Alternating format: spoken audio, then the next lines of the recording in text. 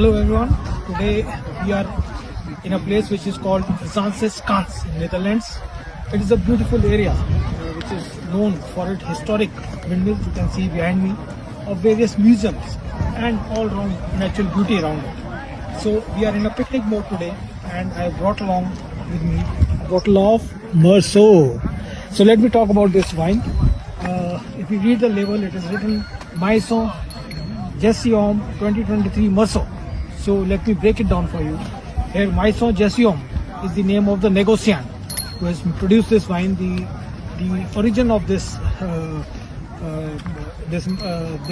negociant goes back to the year 1850, and it is a prestigious negociant. And presently, it is being owned and run by the Francois family.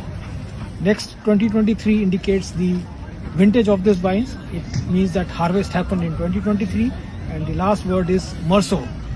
That we know is the name of the wine, as also the appellation of this wine.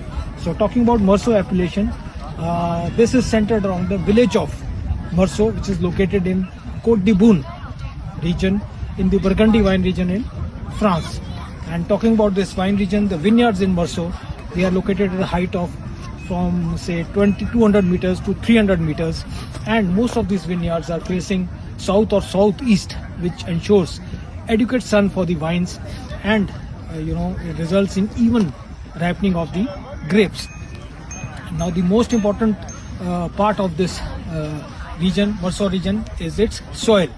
Soil here, the subsoil here is a mix of limestone, marl and clay, and this soil has evolved over millions of years, and this soil is exactly what adds magic to this Meursault wine. Now I'll also do a small tasting of this wine. Like they say, the proof of pudding in it is in the eating. In the similar way, the proof of wine is in the tasting. So let's pour a little wine. So as you can see, it is a plastic glass. It is a picnic setting, so the aromas and flavors might not be so prominent. So let me take a sniff.